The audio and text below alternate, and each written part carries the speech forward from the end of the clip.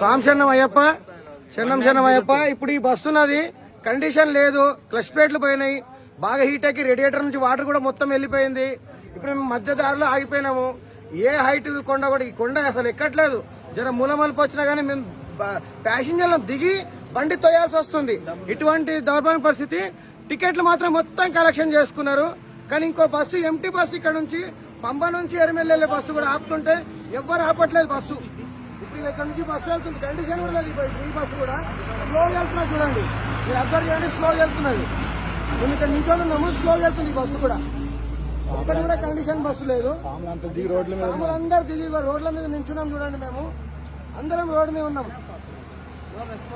Response ఇవ్వట్లేదు స్వామి ఎవరు.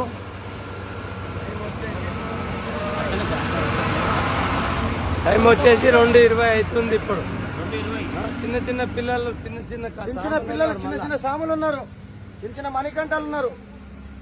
ఈ బస్సు ఇప్పుడు ఇట్లా ఆగిపోయింది. దీని రెస్పాన్సిబిలిటీ ఎవరు? కేరళ గవర్నమెంట్ పట్టించుకోవాలి కదా, అసలే పట్టించుకోవట్లేదు. టికెట్లు కలెక్ట్ చేసుకున్నారు, మమ్మల్ని కూర్చోబెట్టుకున్నారు.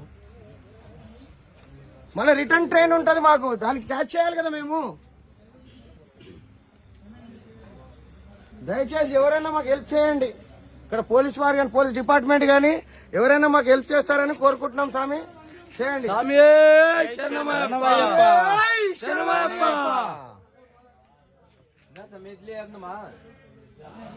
మీ లాంగ్వేజ్ లో కూడా చెప్పండి స్వామి, హెల్ప్ ఇవ్వండి. ఇదే బస్ నెంబర్, కానీ ఈ నెంబర్ తీసినాంలే, యూట్యూబ్ లో పెట్టండి.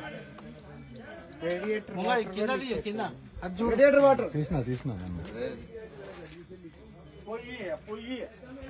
డ్రైవర్ లేడు, కండక్టర్ లేడు, మిస్సింగ్. కండక్టర్ ఎటు వెళ్ళిపోయింది, మిస్సింగ్. జంగల్ కూడా ఎవరు వచ్చేస్తే ఏమైంది? ఇద్దరు లేరు, డ్రైవర్ లేడు, కండక్టర్ లేరు.